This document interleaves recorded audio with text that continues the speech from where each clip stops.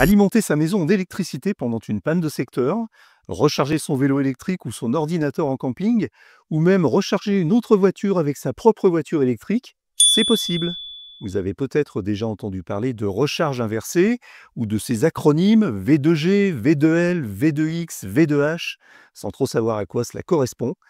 Dans cette vidéo, je vais tout vous expliquer et il se peut que cela change un peu votre vision de la mobilité électrique. Car en effet, la recharge bidirectionnelle est une petite révolution technologique qui participe à ce que l'on appelle le smart charging ou recharge intelligente. Alors c'est parti, V2G, V2L, V2H, V2X, je vous épargne l'accent anglais, mais qu'est-ce que ça veut dire? En fait, ces acronymes un peu bizarres désignent des technologies ou des protocoles liés à la recharge bidirectionnelle des voitures électriques. En gros, c'est l'idée de pouvoir utiliser l'électricité stockée dans la batterie de votre voiture pour d'autres usages, autrement dit, de renvoyer de l'énergie vers d'autres dispositifs en transformant les véhicules électriques en source d'énergie. En effet, si votre voiture est garée et branchée toute la journée, autant mettre à profit cette non-utilisation pour qu'elle serve à quelque chose. Dans le détail, voici précisément à quoi ces termes correspondent. V2G ou V2G, Vehicle to Grid, donc c'est le protocole du véhicule vers le réseau électrique. V2H, Vehicle to Home, permet d'utiliser la batterie du véhicule pour alimenter une maison. En cas de coupure de courant ou lorsque le réseau électrique national entre en tension, le véhicule peut ainsi fournir l'électricité nécessaire pour maintenir le fonctionnement des appareils domestiques essentiels. V2L ou Vehicle to Load, en français, véhicule vers recharge. Autrement dit, ici, on alimente directement des appareils électriques avec la voiture. Et enfin, V2X ou Vehicle to Everything, c'est un peu le terme générique qui regroupe toutes ces fonctions précédentes. Comment ça marche en détail? Alors, le V2G, du véhicule au réseau, le principe est simple, quand votre voiture est branchée à une borne bidirectionnelle, comme une wallbox spéciale par exemple, elle peut renvoyer l'électricité qui est stockée dans la batterie vers le réseau. Pourquoi c'est utile? Pour différentes choses. D'abord pour stabiliser le réseau en cas de forte demande, et aussi pour éviter les coupures de courant en période de pointe. Ensuite, il y a le V2H, donc du véhicule à la maison, V2 Home, Vehicle to Home. C'est l'usage le plus intéressant, je trouve. Imaginez que votre quartier subit une panne d'électricité, vous n'avez qu'à brancher votre voiture et hop, le courant revient dans la maison. Troisièmement, le V2L, véhicule aux appareils. Vous partez en camping ou vous travaillez à l'extérieur par exemple. Avec le V2L, vous pouvez brancher des appareils directement sur votre voiture, ordinateur portable, vélo électrique et même un petit frigo ou un barbecue, pourquoi pas. C'est comme avoir une prise électrique mobile toujours avec vous. Alors bien sûr, il faut que votre voiture soit suffisamment chargée, mais pas besoin qu'elle soit à bloc non plus, quelques kilowattheures suffisent. Et enfin le V2X, donc Vehicle to Everything, véhicule à tout, c'est un peu le terme générique qui englobe toutes ces technologies, donc alimenter des bâtiments, des appareils ou même renvoyer l'énergie au réseau. Une vraie centrale électrique sur roue en fait. Mais attention, petite précision utile, ces technologies ne concernent que les véhicules électriques ou hybrides rechargeables. Donc si vous avez une voiture thermique ou hybride simple ou classique, désolé, ce n'est pas pour vous. Alors quels sont les avantages de ces fonctionnalités? Tout d'abord, c'est une solution pour les énergies renouvelables. L'électricité ne se stocke pas facilement. Avec ces technologies, on peut utiliser les batteries des voitures pour, par exemple, emmagasiner l'énergie solaire ou éolienne quand elle est produite en excès et la réutiliser quand on en a besoin. Deuxièmement, ça permet d'éviter des coupures de courant. En cas de surcharge du réseau, le V2G permet de prêter de l'énergie. C'est comme un tampon qui absorbe les chocs. Mais encore mieux, cela permet de continuer à avoir du courant chez soi quand il y a une panne de réseau ou de secteur. Très utile en cas de grosses intempéries, comme on en connaît de temps en temps, comme les tempêtes ou les grosses chutes de neige, j'y viendrai juste après. Troisièmement, cela permet de réduire vos factures d'électricité. Le truc malin, même si c'est un usage certainement marginal pour le moment, c'est qu'avec le V2H, vous pouvez utiliser l'énergie de votre voiture pendant les heures où l'électricité coûte cher et la recharger pendant les heures creuses. Enfin, une énergie mobile avec le V2L, que ce soit pour un événement en plein air ou une soirée camping, votre voiture devient une source d'énergie mobile.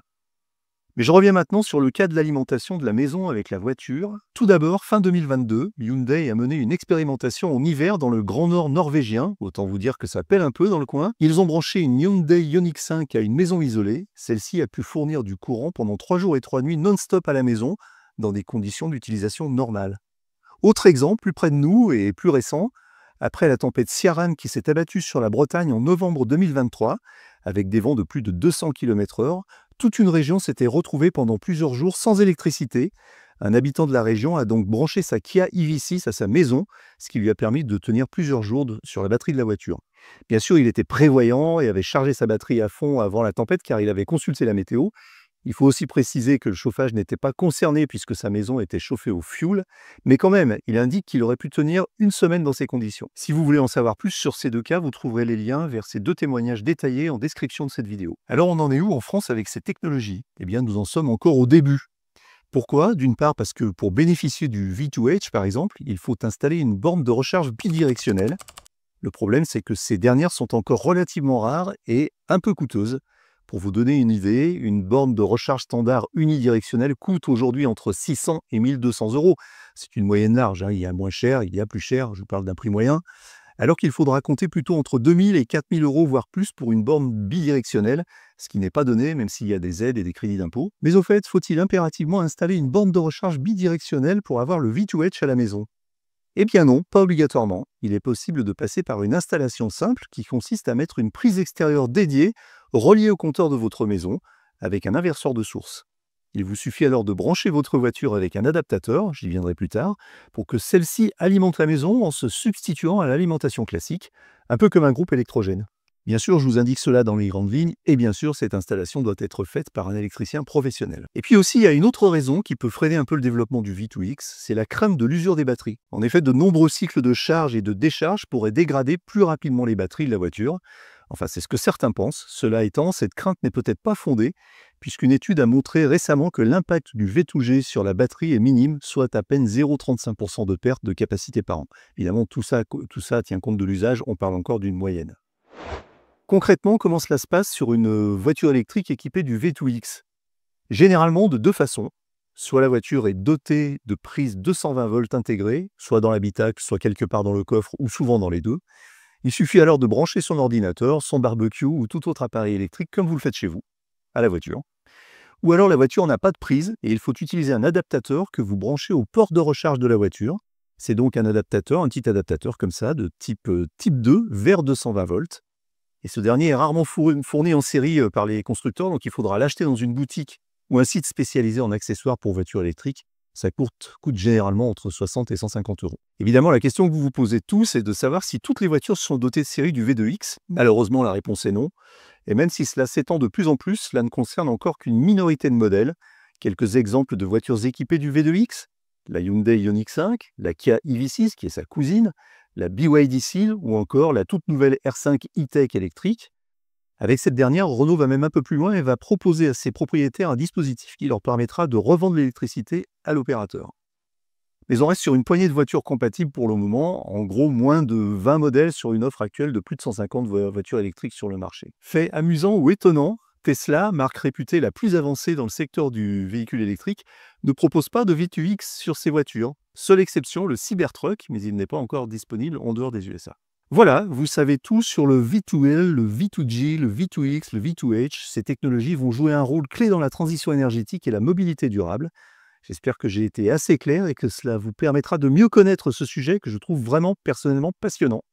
N'hésitez pas à me le dire en commentaire et si vous avez aimé cette vidéo, abonnez-vous pour ne rien manquer, commentez, puis likez éventuellement. À très bientôt, on se tient au courant.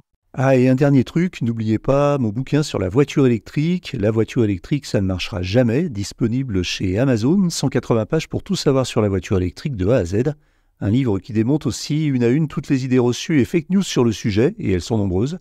Le livre est disponible sur Amazon au format broché ou e-book Kindle. Bonne lecture!